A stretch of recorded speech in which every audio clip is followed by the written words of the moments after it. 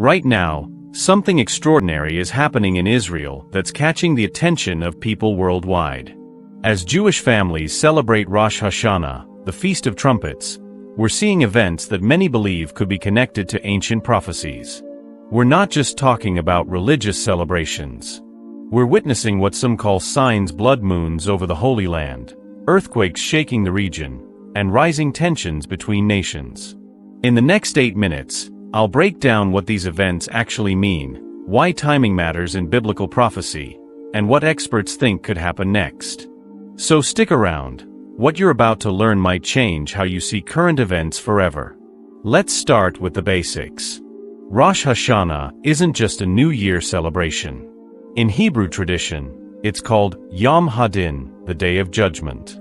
Ancient Jewish teachings say that during Rosh Hashanah, heavenly books are opened. One contains names destined for life, another for death. It's like a cosmic evaluation period where people believe they can still influence their fate through prayer and good deeds. But here's where it gets interesting for everyone. Many Christian scholars see this holiday as pointing to something bigger: the return of Jesus Christ. The holiday centers around blowing the shofar, a ram's horn used in ancient times to gather people, announce news, and crown kings. Before we continue, please subscribe, hit that notification bell, and like this video to help us share these biblical discoveries with more people. The Apostle Paul wrote about a last trumpet that will sound when Jesus returns, which many connect directly to the shofar of Rosh Hashanah. Now let's talk about what people are seeing. You might have heard about blood moons, lunar eclipses that turn the moon deep red. The Bible mentions the moon turning to blood as a sign of important times ahead. Here's what makes people pay attention. These blood moons often happen during Jewish holidays or around significant events in Israel's history. Blood moon cycles coincided with Israel becoming a nation in 1948 and when Israel recaptured Jerusalem in 1967. But it's not just the sky. In recent months, Israel and surrounding areas have experienced unusual earthquake activity. Jesus mentioned earthquakes as one of the signs of the end times. When the moon turns red and the ground shakes, it makes you think. These events remind us that maybe we're not as in control as we think we are.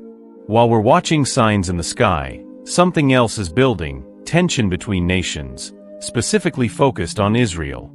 The prophet Ezekiel, writing over 2,500 years ago, described a time when a coalition of nations would come against Israel. He called this alliance Gog and Magog. Another prophet, Joel, described nations gathering in the Valley of Decision, where God would judge how these nations treated Israel.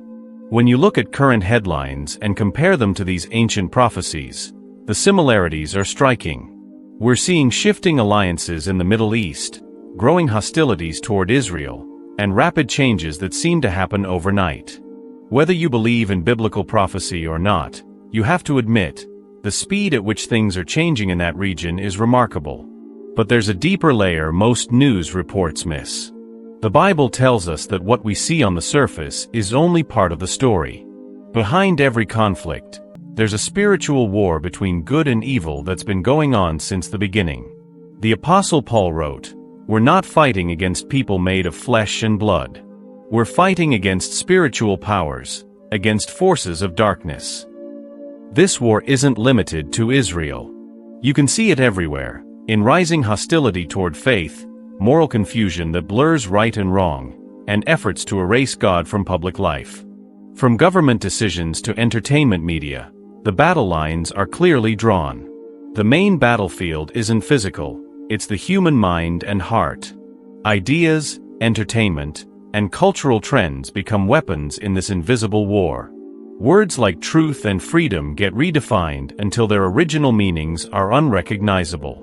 For people of faith, the biggest danger often isn't persecution, it's distraction through busy schedules, endless entertainment, and digital noise that dulls spiritual sensitivity. Despite all this darkness, the Bible offers unshakable hope. The same prophecies that warn about conflict also promise ultimate victory. Daniel saw a kingdom that would never be destroyed. The book of Revelation ends with the Messiah returning to defeat evil and establish perfect justice and peace. This hope isn't wishful thinking, It's based on God's proven track record. Who could have predicted that Jewish people scattered for nearly 2,000 years would return to their homeland? Yet it happened exactly as foretold. The same God who kept those promises will keep his promise of ultimate redemption. The enemy may rage, but his defeat is certain. So what does this mean for regular people like you and me? First, these signs remind us that history is moving toward a divine appointment, when the king will return and justice will be established. Our hope can't rest in human governments or technology alone. Second, it's a call to spiritual readiness. In practical terms, that means daily prayer to stay connected to God, reading scripture to renew your mind and protect against deception, connecting with other believers for strength, acts of love and service that show God's kingdom breaking into a dark world. These aren't just religious rituals. They're spiritual weapons that remind you victory has already been won through Jesus Christ. The question isn't whether the spiritual war is real. The question is, how will you respond? We're living in a time when ancient prophecy and present reality are drawing closer together. The Bible gives us these signs not to frighten us, but to wake us up. Every earthquake, every blood moon, every headline from the Middle East is a reminder that God's plan is advancing exactly as foretold. This isn't just about events happening over there, it affects all of us, regardless of where we live. The shofar's call during Rosh Hashanah echoes across the earth, from Jerusalem to New York, from London to Tokyo. It's a call to wake up, turn back to God, and prepare for the King's return. Whether you're a believer or just curious about these connections, one thing is clear: we can't ignore what's happening around us. History isn't random, and these events aren't just coincidences. What do you think? Are we witnessing the fulfillment of ancient prophecies? Drop your thoughts in the comments below. I read every single one. If this video opened your eyes to something new, smash that subscribe button and hit the notification bell. We're going to keep tracking these developments and breaking them down in simple terms.